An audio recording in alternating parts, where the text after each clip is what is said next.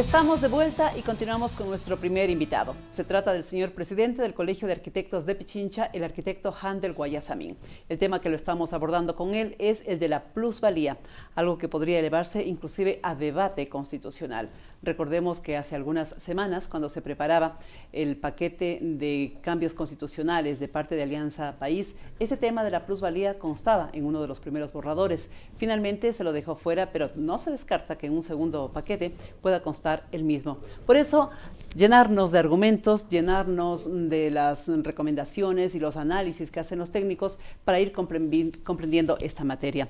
Arquitecto, le reitero en la pregunta que le hacía hace un instante, pese a que hay una legislación local que deja en claro cuál es el tema de la plusvalía, ¿debe elevarse a nivel constitucional y de pronto una enmienda o una reforma? A ver, yo pienso que los gobiernos autónomos descentralizados, los GATS, tienen los instrumentos legales y las competencias concretas para poder actuar sobre estos temas. Sin duda, digamos, vía ordenanza se puede resolver lo que supone, digamos, los incrementos impositivos respecto de los temas de el beneficio, la utilidad, el lucro, digamos, sobre los bienes inmuebles. Pero al mismo tiempo creo que la propia ley de ordenamiento territorial, digamos, el COTAD, puede actuar respecto de estos temas porque es importante que el Estado efectivamente participe de lo que supone, digamos, esta plusvalía que beneficia en la actualidad de manera solamente a los sectores privados. Ajá. ¿A qué me refiero? Que si es que usted como Estado, como gobierno local, hace una vía, ¿no es cierto?, en un área urbana, esos beneficios puedan ser captados por el Estado en un porcentaje importante que le permitan al Estado y al gobierno local invertir en lo que supone espacio público y equipamientos comunitarios. En el COTAD sí se contempla esta posibilidad. Se contempla esta posibilidad y me parece que ese es el camino adecuado, porque inclusive, digamos, estas legislaciones lo que permiten, digamos, es que porque no puede ser de otra manera, es decir, no puede ser que el Estado sea el que invierte y el beneficio sea solamente particular. Si es que inclusive el Estado genera unas reglamentaciones por las cuales su terreno, que antes podía ser, reitero, una casa de 2 pisos, puede ser ahora un edificio de 20, ese beneficio que tiene el propietario por esta legislación pueda ser efectivamente recuperado por el municipio en función de mejorar las vías, los equipamientos, los espacios públicos, los servicios. Esa es la única manera de poder avanzar, porque caso contrario el Estado se convierte en el saco sin fondo, que siempre tiene que ser él el que invierte, digamos, en obra pública. Y de esta manera estaríamos realizando una relación, estructurando una relación equilibrada, en donde quien se beneficia también, digamos, también es el Estado en este tipo de acuerdo ciudadano, ¿no? ¿Por qué no se lo habrá hecho hasta el momento y habría necesidad inclusive de que el presidente de la República intervenga en temas como estos, cuando, como usted lo dice y acá también lo hemos dicho, los gobiernos locales lo podrían hacer? A ver, en países de América Latina, experiencias muy cercanas, Colombia tiene ya mecanismos de captación de plusvalía, en Chile igual, en México igual, entonces yo creo que a veces nosotros nos quedamos como rezagados respecto de temas que ya están en la práctica implementados en otros países y que lo que hay que hacer es el estudio adecuado y no un traslado mecánico, sino de acuerdo a las condiciones del país, a la legislación nuestra. Pero esto es algo que se lo puede y se lo debe hacer. ¿De pronto el costo político puede haber influenciado para que no se tomen decisiones? Es probable, o sea, sin duda nuestras sociedades privilegian de manera irrestricta y exclusiva lo que es, digamos, la propiedad privada, es intocable. Obviamente la acción del Estado se la califica de estatista, etcétera. Entonces yo creo que en esa línea hay que ir abriendo un debate ciudadano de concertación en el cual no nos podemos ver ciudadanos con gobiernos como enemigos. Los gobiernos son administradores del bien público. Nosotros elegimos autoridades para que hagan esas funciones. Y obviamente lo que se interesa es que las normas que además las hacemos los seres humanos, porque los asambleístas en su Asamblea Nacional, ¿no es cierto?, lo que son es representantes de, y tienen que, esa es su obligación, legislar en función del bien común. Entonces hay que establecer procesos y procedimientos de concertación, de diálogo, no de imposición. O sea, yo pienso que el bien común debe obviamente estar por encima en cuanto a estas determinaciones. Por ejemplo, yo recuerdo, yo fui funcionario de la alcaldía del alcalde Paz allá por el año 88 hasta el 92, 92. Sí. Y en ese periodo tomamos una decisión que podría llamarse como una decisión de un gobierno revolucionario socialista, ¿sí? Y sin embargo no es, o sea, Rodrigo Paz era un empresario, ¿no?, y que en base a una adecuada visión de ciudad se tomaron estas medidas. Se hizo la declaratoria de utilidad pública de 4 haciendas en el sur, sobre las cuales se hizo el plan Ciudad Quitumbe, que hasta ahora es vigente. Entonces, el bien común, el beneficiar a los sectores menos favorecidos económica y socialmente, pues hay que ponerlo por delante. O sea, obviamente de eso se trata la gestión de un gobierno local o nacional. Cuando obviamente representantes que han sido elegidos se dedican solamente a privilegiar los intereses de su sector económico, estos temas no se debaten simplemente. Entonces yo creo que es sano, ¿no es cierto?, que se estén debatiendo estos temas, pero al mismo tiempo tienen que hacerse en base a espacios de diálogo ciudadano. O sea, porque creo que la línea, el objetivo mayor es sin duda que estos esfuerzos que hace el país, ¿no es cierto?, para invertir en obra pública, se conviertan en mecanismos que permitan y posibiliten el buen vivir en su real dimensión, es decir, que uno salga de su casa, tenga transporte público, tenga seguridad, tenga parques, tenga equipamientos. Eso es hacer ciudad. Lo otro no es hacer ciudad. Tener vivienda en los límites a kilómetros del centro, digamos 30 kilómetros, en donde un trabajador está obligado a destinar 2 horas adicionales a su jornada de trabajo a la ida y 2 más a la vuelta, eso es inhumano, eso no puede ser. O sea, y más el costo del transporte. Entonces no podemos seguir expulsando a la población pobre a la periferia y no resolviendo en sitios vacantes que existen en la ciudad la posibilidad de incrementar estos proyectos. En esos casos estamos hablando de plusvalía colectiva. Es una plusvalía que es captada por el Estado y redistribuida socialmente. Ajá, es eso, sí. Ajá. Bien, hay un tema que no quiero dejar de plantearlo, aprovechando la presencia del arquitecto Handel Guayasamín, y que ya está a nivel de consulta ante la Corte Constitucional y que implicaría una enmienda a la Constitución. Esa atribución exclusiva que tiene todavía en la Constitución vigente los gobiernos locales, los municipios, para hacer obra en el campo de educación y de salud. Ahora ya esa exclusividad desaparecería si es que pasa esa consulta en la Corte Constitucional, y tendría el gobierno también esa capacidad.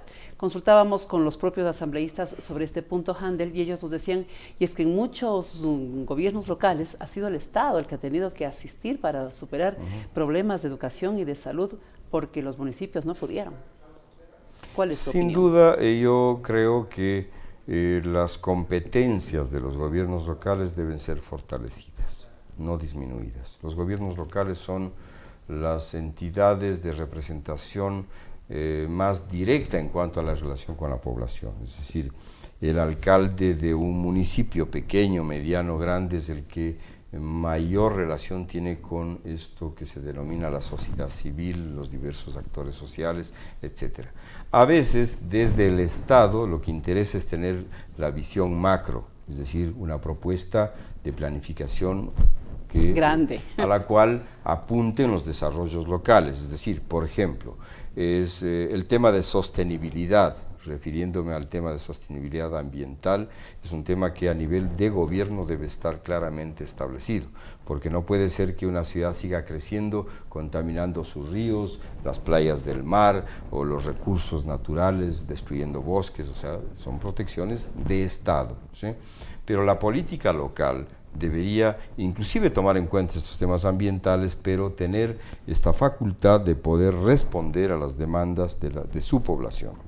Y en eso las competencias tienen que ampliarse a las áreas de salud, de educación, de bienestar social, porque sin duda yo creo que hay un mayor conocimiento y una mayor experiencia, capacidad de solución y de respuesta inmediata. Si esperamos a que todo se haga desde lo nacional, a veces lo que estamos creando son burocracias que poco o nada saben de un problema concreto y de las posibilidades de intervención en él. Entonces me parece que no es que es lo uno o lo otro, son las dos, ¿no es cierto?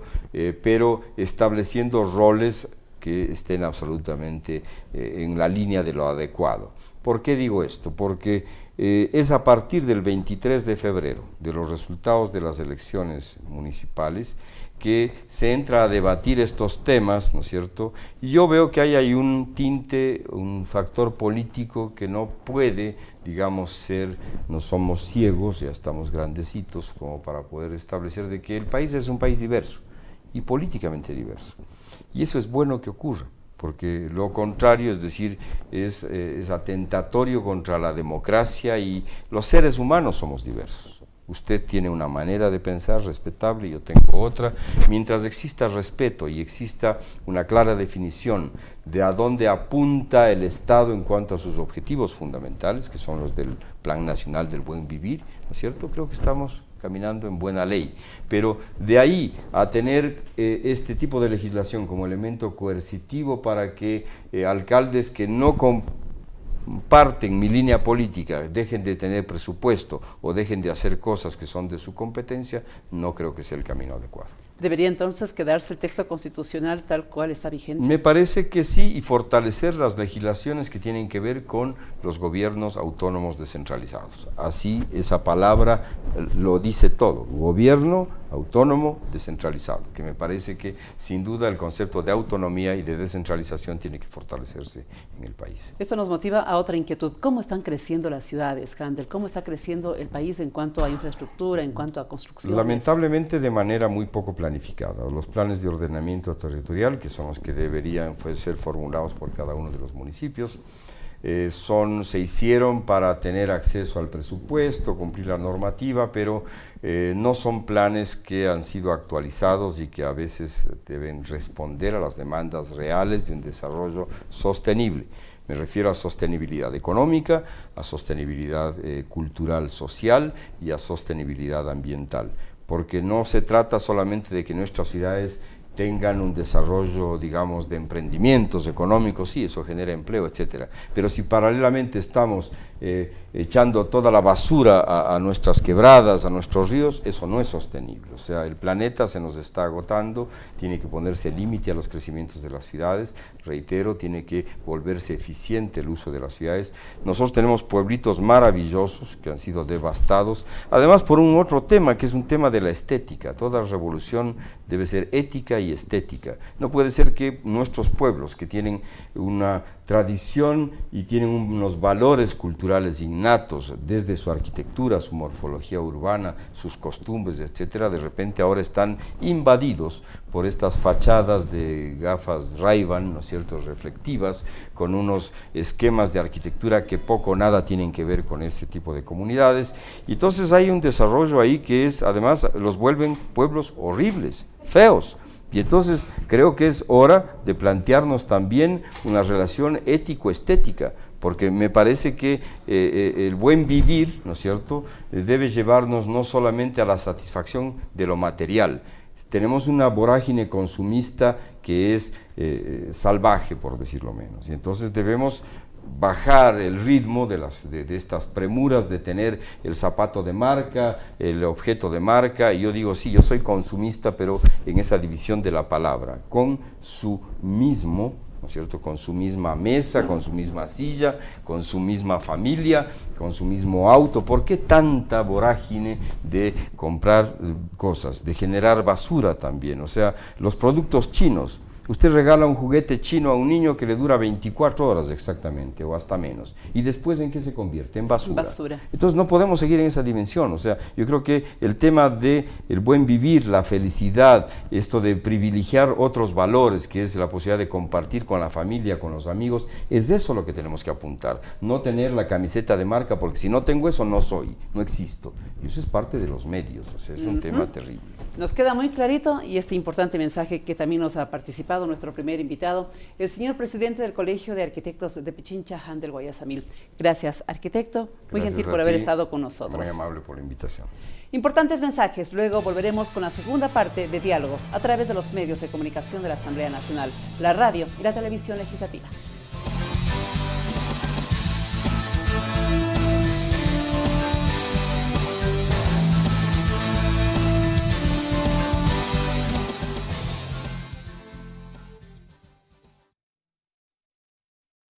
Inicio de espacio publicitario.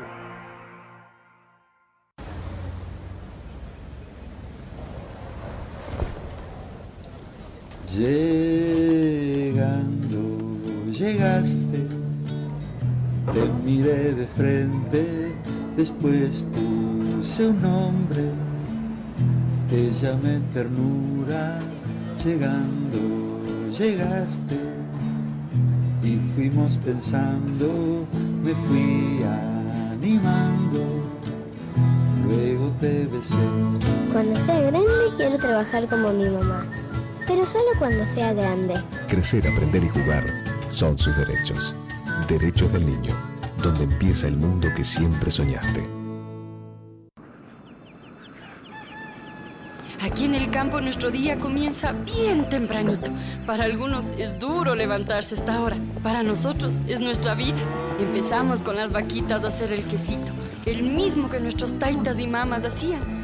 Y esa tradición ahora está segura, porque hay garantías para pensar que todo nuestro trabajo esté en buenas manos. Y ahora hacemos queso con cariño para mi gente y para todo mi país. Trabajamos para verte cumplir tus sueños y que lo que te costó el sudor de tu frente no se pierda. Superintendencia de Economía Popular y Solidaria. Valora tu esfuerzo. Oye, mira el monumento. Tiene la oreja roja. ¿En serio? Mira. Ah, es porque están hablando bien de él y de todos nosotros en la Asamblea. Sí, en la Asamblea Nacional estamos hablando bien de ti, de tu barrio, tu parroquia, tu ciudad. Es así que se aprobó el Código Orgánico de Organización Territorial, Autonomías y Descentralización, que distribuye equitativamente el presupuesto para obras y otorga a las provincias, cantones y parroquias la responsabilidad de planificar, construir y mantener la infraestructura física de los servicios básicos y espacios públicos para que todos los centros poblados del país tengan las mismas oportunidades de progreso, trabajo y bienestar. Estamos hablando bien de ti. Asamblea Nacional. Soy Nancy Monteros y les invito a ser parte de Diálogo, el programa para todos ustedes que tienen propuestas de cambio. Diálogo con Nancy Monteros, un espacio para todas las voces. Lunes, miércoles y viernes a partir de las 13 horas. Por TVL, Televisión Legislativa. Fin de espacio publicitario.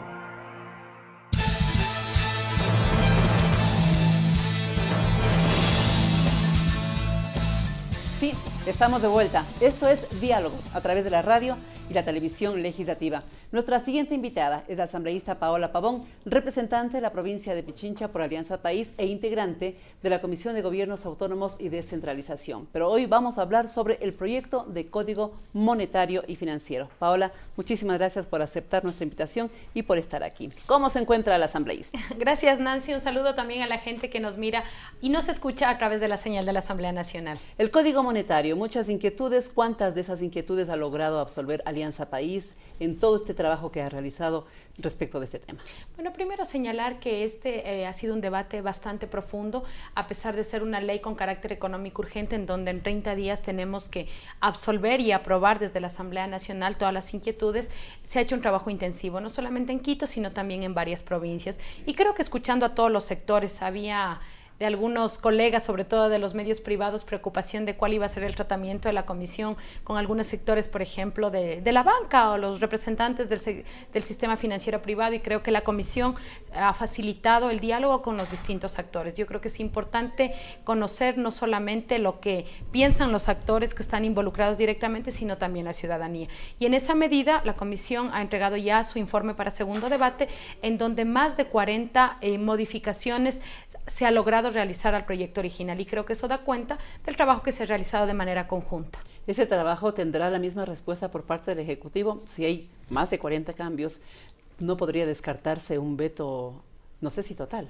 No creo que total, ¿no? Porque vino del Ejecutivo y entonces yo creo que facilita el camino a aquello. Yo siempre, respecto del veto, y te lo he dicho en algunas ocasiones, Nancy, cuando hemos tenido la posibilidad de conversar en radio, creo que hay que saber jugar los momentos. El Ejecutivo elaboró el proyecto con carácter económico urgente, lo manda a la Asamblea realiza los cambios necesarios, y bueno, esperemos el veto. También hay un trabajo de coordinación de algunos actores de Alianza País. Obviamente nosotros somos una bancada que tiene compañeros y compañeras en distintos sectores, y el Ejecutivo es un sector que coordina fuertemente con nosotros. Nosotros no lo escondemos, más bien lo planteamos como una de las ventajas de este proceso, en donde la Asamblea y el Ejecutivo han caminado de la mano.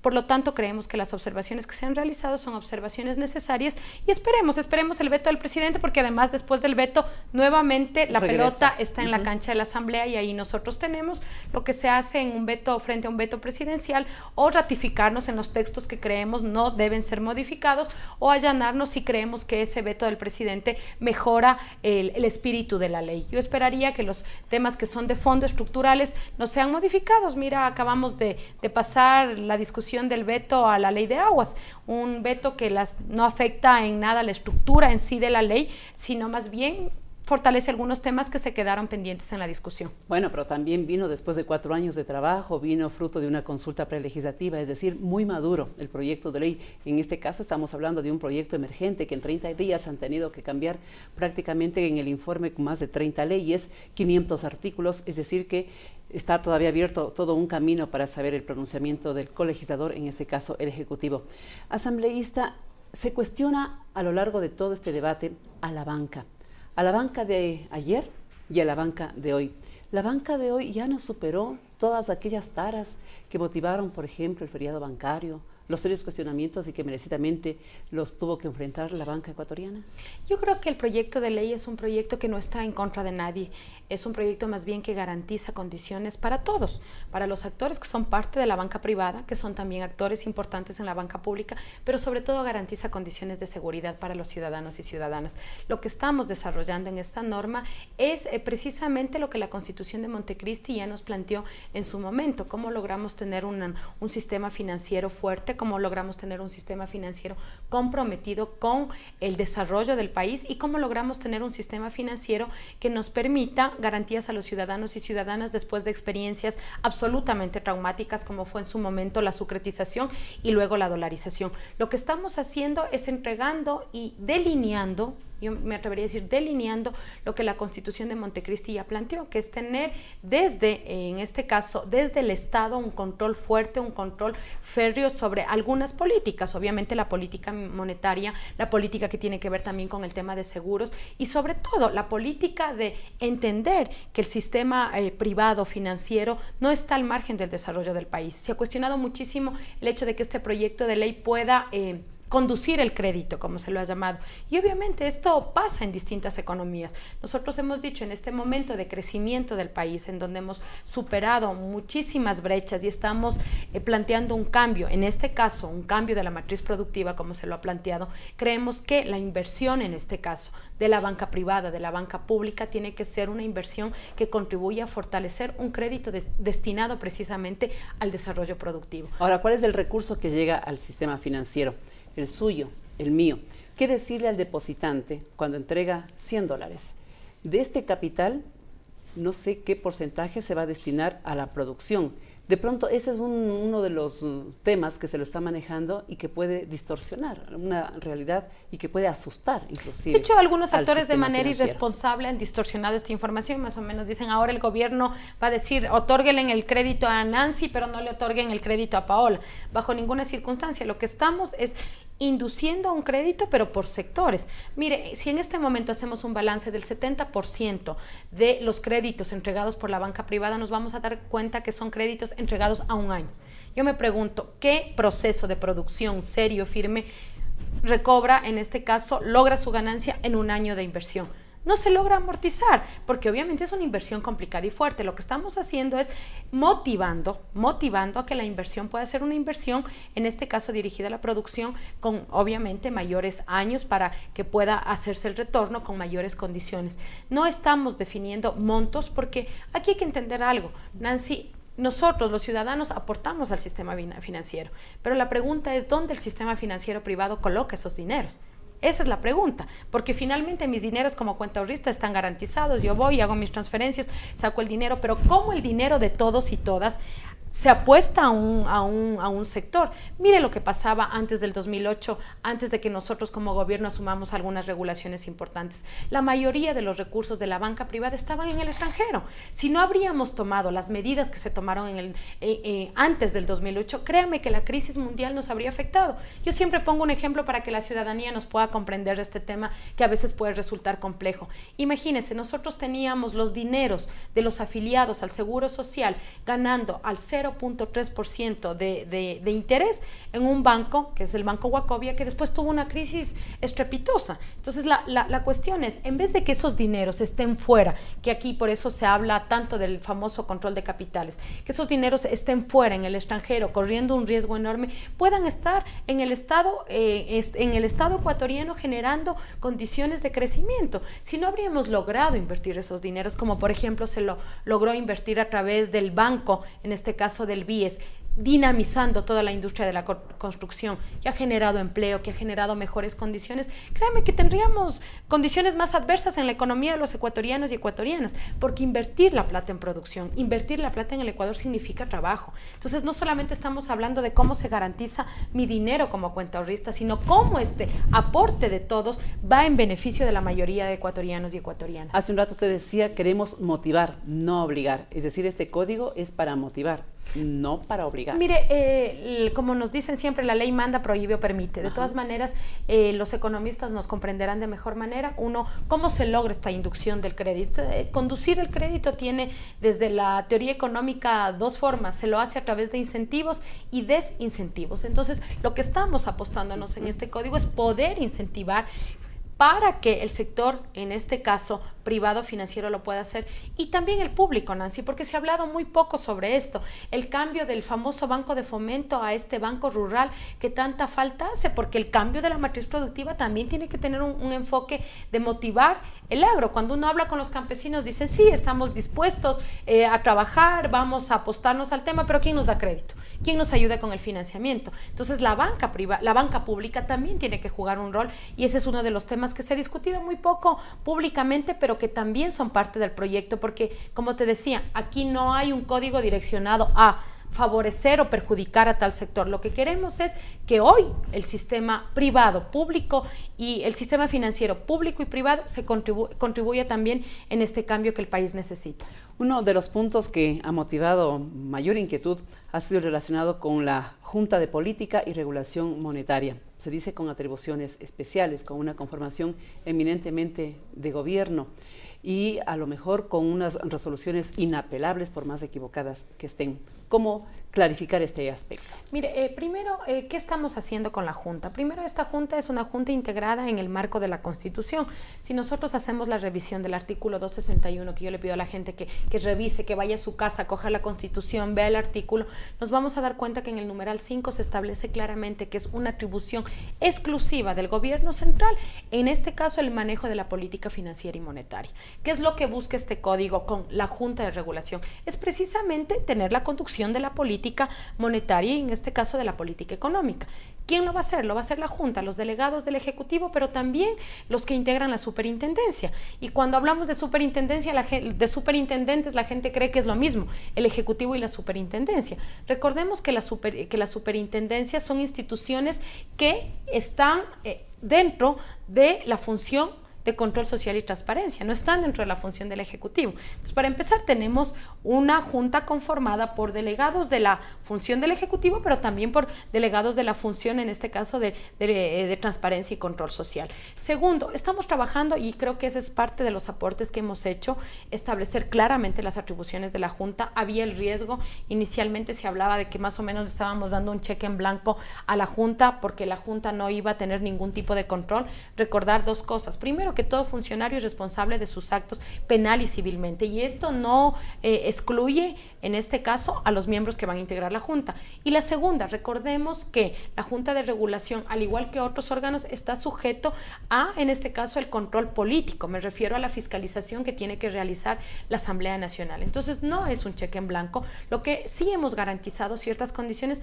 para que tampoco haya presión y chantaje sobre estos actores, porque recordemos que son actores que tienen que velar por grandes recursos económicos. Como usted decía, está la plata de los ecuatorianos y ecuatorianas en juego. Por lo tanto, no queremos lo que ya pasaba en otros momentos, ya ha pasado en otros momentos de la historia, en donde tienes responsables de la política monetaria, responsables del control de la política económica y monetaria, precisamente a los actores que están vinculados a ciertos sectores, como en su momento fue la banca privada. O sea, yo siempre me pregunto, habría sido distinto que el superintendente de bancos en el tiempo de la dolarización nos cuente cuál era la situación real de los bancos, que nos digan dónde están los créditos, que nos adviertan de los créditos vinculados, no que se nos diga el Estado tiene que pagar la deuda de los privados, como pasó en la sucretización y como volvió a pasar en la dolarización. Entonces, buscar el que no haya conflicto de intereses. O sea, los representantes de la banca, los representantes en este caso que son son actores que deben ser fiscalizados, no pueden ser integrantes de esta Junta. Nos hacía Paola Pavón una invitación a leer y a leer bastante, y no solamente la Constitución, sino lo que va a ser el debate muy intenso ya en segunda instancia de este proyecto de Código Monetario y Financiero. Gracias a Paola Pavón. Les dejamos a ustedes tan solo por unos segundos importantes mensajes que les vamos a compartir, y luego tendremos un invitado muy especial. No se aleje porque ya volvemos.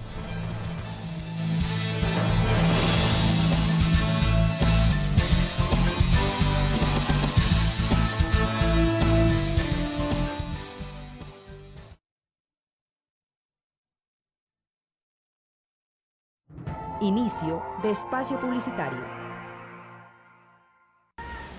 Doña Maggie, estaba hablando bien de usted. Tiene la oreja derecha rojita. La suya también está roja. ¿Verdad? Es porque en la asamblea están hablando bien de nosotras.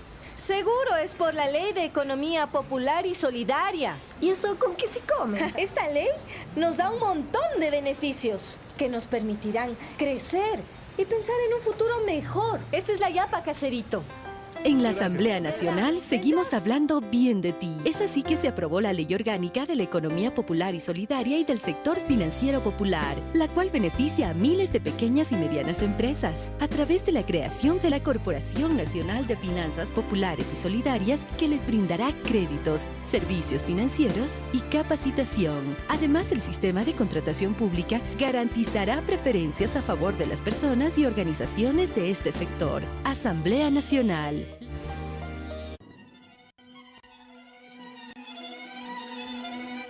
El Pleno en Sol Mayor.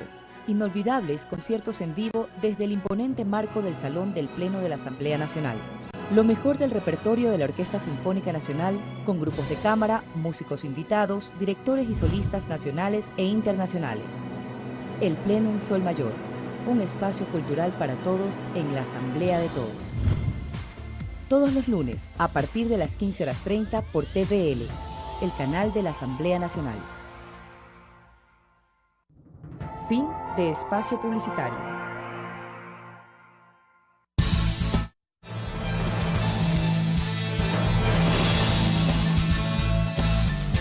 Último segmento del programa del día de hoy, Diálogo, sintonizado a través de la radio de la Asamblea Nacional y de TVL, la radio con cobertura en todo el territorio, en las 24 provincias del país y a través del internet en todo el mundo. Visítenos en www.asambleanacional.gov.es y TVL en las ciudades de Quito, Guayaquil y Cuenca. En Quito, canal 42, en Cuenca, canal 27 y en Guayaquil, canal 22. Ustedes, y creo que acá también, hemos escuchado mucho de los comités políticos de la Revolución Ciudadana. Cómo funcionan, cómo se integran, cuál es su trabajo, cómo se financian. Esta curiosidad nos motivó a invitar a Franklin Samaniego, coordinador del Comité de la Revolución Ciudadana 24 de julio, porque además están casi como de cumpleaños. ¿Qué tal? Bienvenido. Muy buenas tardes, gracias por la oportunidad de compartir con la ciudadanía. Un saludo especial a nombre de los compañeros del Comité de la Revolución Ciudadana 24 de julio.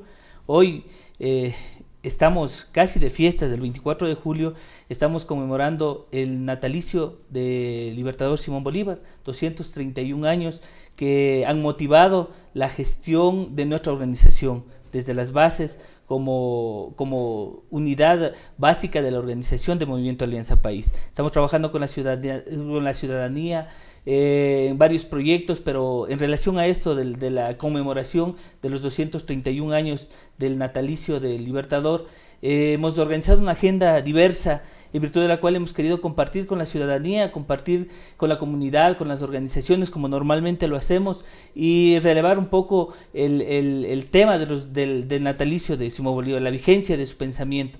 Entonces, en virtud de este tema, hemos organizado varios eventos. El día sábado tuvimos una mañana libertaria de integración, en donde compartimos con la comunidad el deporte, además de la inauguración de un nuevo local de nuestra organización. Para conocimiento de la ciudadanía, tenemos 3 locales que en este momento están funcionando. ¿Solo de este comité? Solo de este Comité de la Revolución Ciudadana. Estamos en el sur de la ciudad, en el sector de Chimbacalle. Estamos aquí en la Luis Felipe Borja y Tarqui, y en el norte hoy en el sector del Inca, en el barrio Las Palmeras. ¿Cómo se financia el trabajo político de esta clase de comités? Bueno, de manera particular este del 24 de julio. Claro, es un tema de colaboración, de integración de todos los compañeros. Lo financiamos nosotros, trabajamos en algunos proyectos, pero principalmente es con el aporte de cada uno de nosotros, la convicción, nuestro trabajo, lo que venimos haciendo diariamente es un aporte desinteresado que lo hacemos para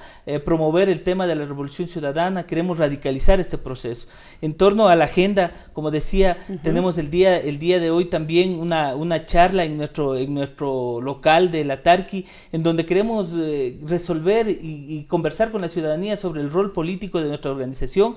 El día de mañana vamos a hacer un simposio en donde queremos también tratar un tema muy interesante, qué es lo que está pasando con Alianza País, la democratización interna del movimiento. Vamos a hacerlo en el local de la Chiris y van a estar compañeros, se ha invitado a la compañera Doris Solís y a varios otros compañeros para que estén presentes y colaboren con nosotros. Eso mañana. Y el día miércoles a las 6 de la tarde. El día miércoles igual a las 6 de la tarde en nuestro local de Chimbacalle vamos a tener la presencia de nuestro compañero Gustavo Baroja, quien nos va a hablar sobre un tema fundamental, un tema que viene siendo discutido y que la ciudadanía no lo visibiliza o no lo aterriza en la carne de todo el ciudadano común y corriente, que es el cambio de la matriz productiva y su incidencia en el territorio. Queremos saber cómo nos afecta y cómo nos beneficia el cambio de la matriz productiva. O sea, a las 6 de la tarde vamos a estar con él, vamos a compartir con organizaciones del sur de la ciudad, y el día viernes, el día del 24 de julio, la conmemoración del natalicio de Simón Bolívar, vamos a las 10 de la mañana en un evento protocolario. Todos los miembros del CRC 24 de julio, en compañía de embajadas, en compañía de autoridades, vamos a realizar la colocación de una ofrenda floral en el monumento a Simón Bolívar, en la esquina del Parque de la Alameda, y en la tarde vamos a cerrar con un tema cultural, artístico, con ritmos y vientos andinos. Entonces es lo que ofrecemos a la ciudadanía. Aspiramos que compartan con nosotros cada uno de los eventos. Estamos con los brazos abiertos para recibirlos e invitarles a soñar con nosotros. Es decir, no se trata de un trabajo electoral solamente. Ustedes lo hacen un trabajo político sostenido. Así es. 365 días del año trabajamos todos junto los a la días comunidad, del año. Tenemos proyectos, estamos trabajando, por ejemplo, con las canastas solidarias del gobierno de la provincia de Pichincha, en el sur de la ciudad, en toda la provincia de Pichincha. Estamos llegando con el concepto de lo que es la canasta solidaria, con productos orgánicos, a precio del productor, saltándonos esa línea de intermediación que encarece los precios. Nos ha ido muy bien con la ciudadanía. Estamos con temas de educación, con temas de cultura, de integración, etcétera. Estamos tratando de que los comités de la Revolución Ciudadana no se queden en el formulismo de conformarse, sino de la actividad y la proactividad en el territorio. Bueno, una experiencia que podría repetirse también en otras organizaciones políticas y precisamente por ahí va la filosofía de este mensaje que lo acabamos de compartir con nuestro invitado Franklin Samaniego. Esta clase de organización que no únicamente se asoma en campañas electorales, sino que lo hacen una constante. Gracias, que les vaya muy bien. Una muy interesante agenda la que se ha previsto para toda esta semana. El Comité de la Revolución Ciudadana, 24 de julio. Señoras y señores, gracias por su atención. Llegamos a la parte final de Diálogo a través de la radio y la televisión legislativa. Hasta una próxima oportunidad. Muy buenas tardes.